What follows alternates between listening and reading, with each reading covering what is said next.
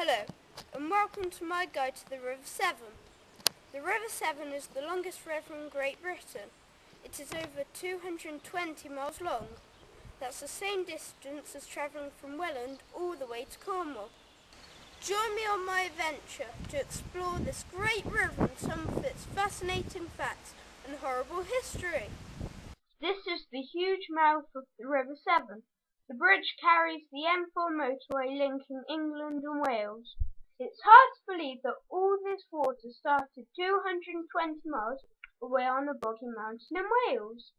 All rivers start as rain. Here at the Cambrian Mountains, where the River Severn starts, it's very wet. All the raindrops soak into the ground and become a stream. Where the stream first appears is called the source of the river. The source of the River Severn here at Plynlimon is only 30 miles from the Irish Sea, but the river follows the sloping land and ends up going more than 200 miles in the other direction. It goes through Wales, then into Shropshire, Worcestershire and Gloucestershire.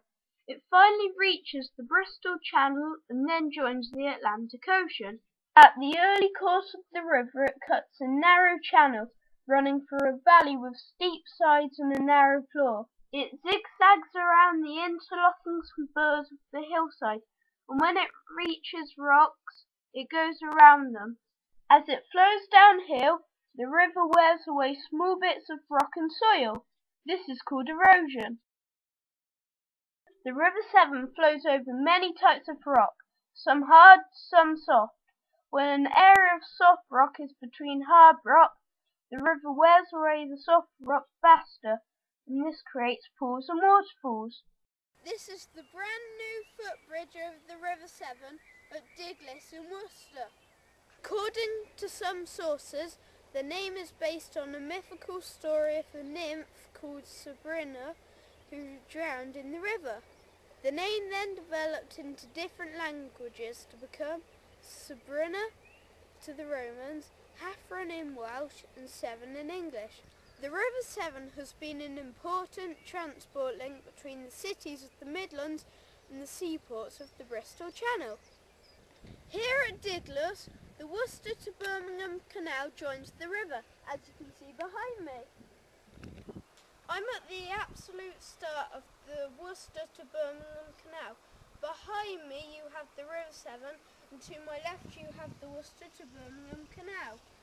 It's only 30 miles, but you had to go through 58 locks. That's 1 mile, 2 locks, 1 mile.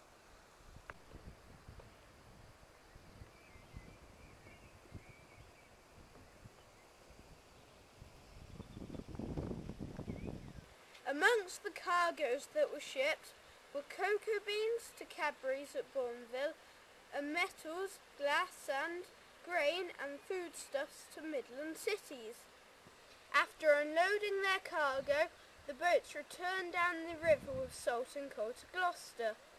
I'm just about to open Lock 1 of 58 to Birmingham.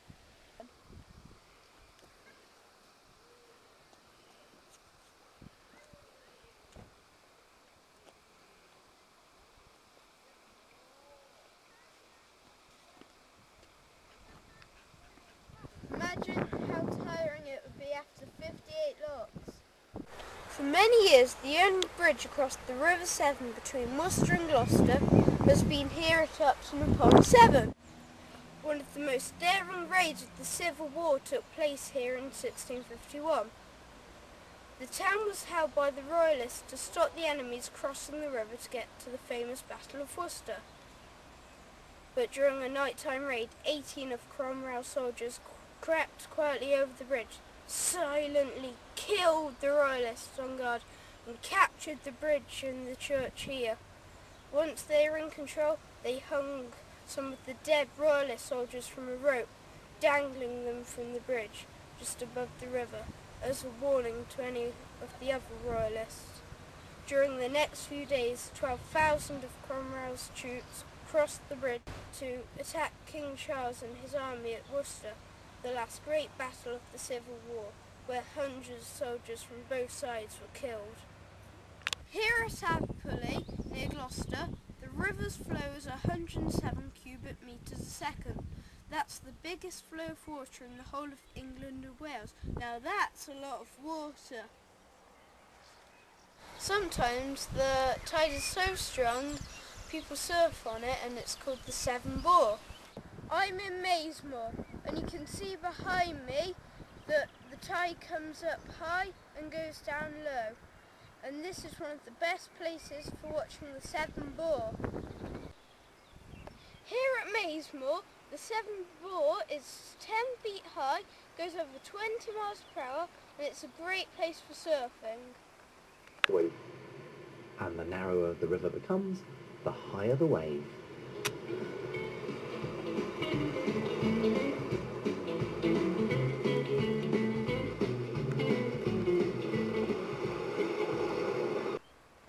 I'm standing on the riverbank, and if the tide was high, I'll be underwater right now.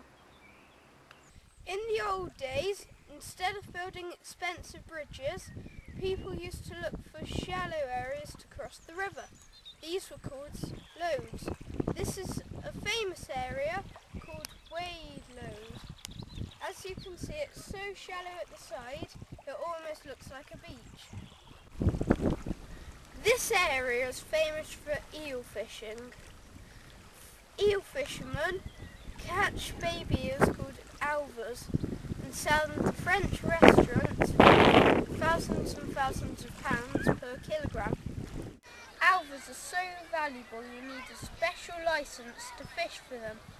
People catch them in the middle of the night and then they go straight to Gloucester Airport, where then they're gone in a private jet and then are flown all the way to Paris to serve the restaurants.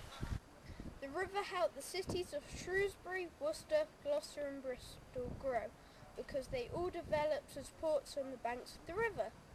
Gloucester is Britain's most inland port.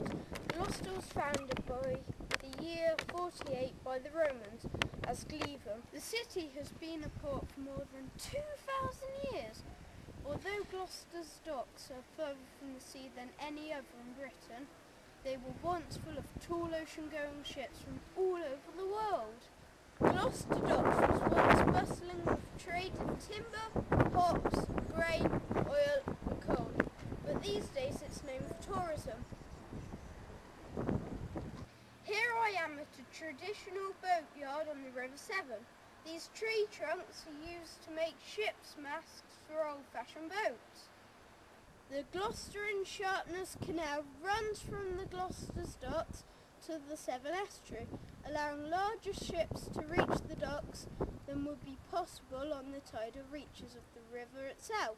This giant pump was used to pump water from the River Severn into the Gloucester Canal. Known to the Gloucester people, it's called the Snail. This is where the Gloucester and Sharpness Canal joins the River Severn. It takes just over 2 days for the water to get from the source to the estuary. It travels over 100 miles a day. The River Severn has shaped the landscape, powered industry, helped tourism, and has affected the lives of millions of people. Every river has tales to tell, and I hope you have enjoyed my tales of the River Severn.